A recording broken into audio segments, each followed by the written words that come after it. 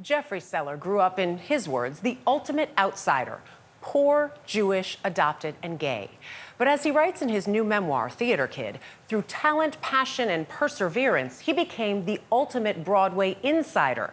Seller is the producer behind 4 of the biggest musicals of the last 50 years, including a little one you may know, Hamilton.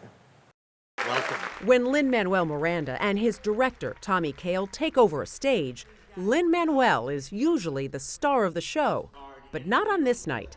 The man of the hour, please welcome Jeffrey Seller. Emerging from the wings and into the spotlight, 4-time Tony-winning producer Jeffrey Seller. It took me 5 years to write the first act. I remember. Yeah. Sharing stories from Theater Kid. And then you start to realize, oh, I'm gay. Oy. The memoir tracing his unlikely journey from suburban Detroit to Broadway. There is nothing better than standing in the back of a theater and listening to an audience laugh, howl, gasp, if you're the producer and you're standing there and witnessing it. And when I meet Thomas Jefferson, I'ma compel him to include women in the sequel. Work! Long before Broadway hits like Hamilton, How lucky we are to be alive right now. Avenue Q.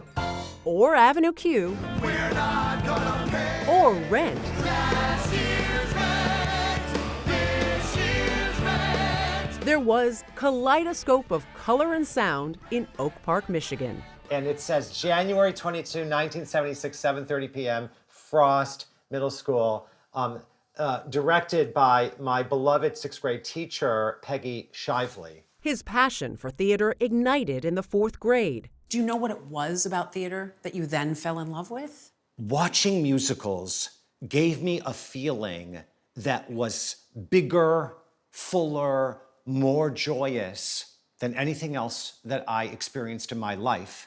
And I realized so young, I like making things. Live from the Schubert Theater in New York City. Seller was enraptured as a teenager, watching his first Tony Awards on TV in 1978. Here's the dance, just got him guessing, now's the chance to take a lesson. The stage, a reprieve from issues he was facing, from sexuality to social status. My family was full of love and full of chaos. My father had bankrupted his family business, and then he was in a terrible motorcycle accident. Leaving him with very limited short-term memory.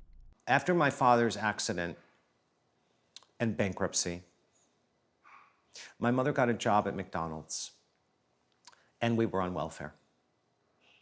And then she just kept working through my whole childhood to keep us afloat. She got a job at Cunningham's Drugs, and though she only made $4 an hour, she got our health insurance and our dental insurance.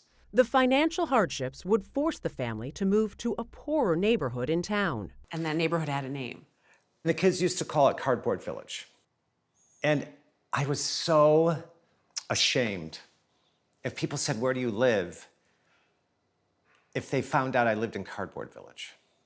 And that's why I thought the only way to deal with this is to deal with it head on, which is why the first 2 words of the book are Cardboard Village. Seller did make it out, first nearby to the University of Michigan. Do you remember the first time you came to Times Square? It looked nothing like this. Yeah. Of course. After graduation, Seller landed a job booking national touring shows My first office was on the 12th floor right here. That's where Barry and Fran's office is. for the powerhouse couple Barry and Fran Weissler.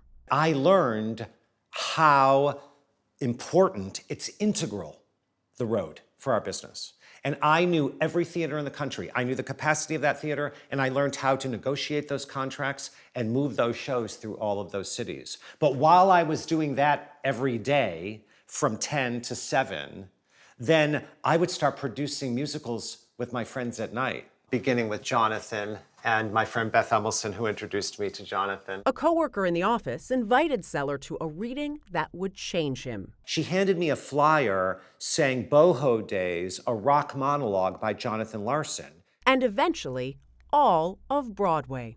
And I had never even seen the words rock and monologue next to each other. And I thought that's such an interesting juxtaposition. Let's go. I wrote him a letter the next day saying, "Dear Jonathan, my name is Jeffrey and I want to produce your musicals." Seller and his producing partner, Kevin McCollum, would nurture the young playwright who went on to write a new musical. The first time Jonathan invited me to a reading of Rent, which was in 1993, the reading was a failure. Right. But you saw something. Well, it still opened with that amazing opening number, Rent, which was like a whoa. And then it got lost. So I brought two friends. One of the guys I was hoping might become an investor someday, he left at intermission. And the other guy turned to me after that first reading ended 3 hours later in a 90-degree theater that had no air conditioning. And he said, Jonathan's very talented, but he should just start working on something else. And what do you say to a playwright, to a composer, lyricist, after that reading? To find out, you'll have to read the book. But it worked. Rent became a box office sensation.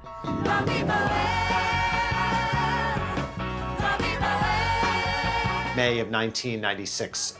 How to Turn $4,000 into Many Millions, the story of Rent. It won Best Musical in 1996.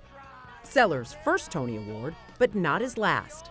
Less than a decade later, another triumph, this time an upset win for Avenue Q. Everyone's a little bit racist. All right, all right, all right, all right. I have to say, of all the Tonys, that was the most thrilling because it was the most unexpected.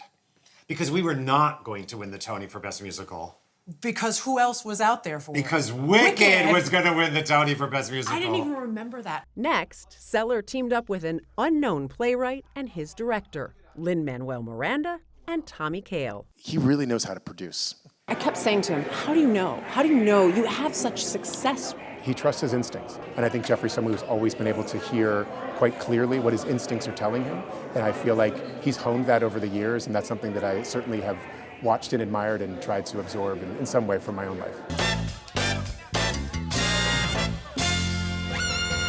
They would win a Tony for 2008's In the Heights. And again in 2015 with Hamilton. This is a far cry from Cardboard Village. With a dream house on New York City's Riverside Drive. Every office I worked in is in view. And an office overlooking Times Square. Jeffrey Seller need not look far to measure not a year in the life, but his lifetime on Broadway. What's also fun about being above Times Square is that I can look down and see the Schubert Theater, the Broadhurst Theater, the Majestic Theater, and the St. James Theater. Which, by the way, I've never played any of. So someday I'll do a show with the Schubert. One day you'll of make all it. the theaters I've used, none of those have ever been my theater. But they're waiting. He is incredible. And beyond the shows, and he's still working, obviously, he's also credited with helping create the first Rush ticket. And these are the tickets that people can get that are cheaper. Same day you get them. The idea was to bring people into Rent that wouldn't be able to afford a Broadway show otherwise. That was their audience. And that obviously has worked wonders for so many over the years, able to get those same day tickets at a much lower price and get in. I have to tell you, his hits aren't just hits. They were monumental game changers on Broadway. They changed how it was your voice and my voice versus our parents' voices on Broadway. Oh, unbelievable. Great story. I'm a little He's jealous amazing. now.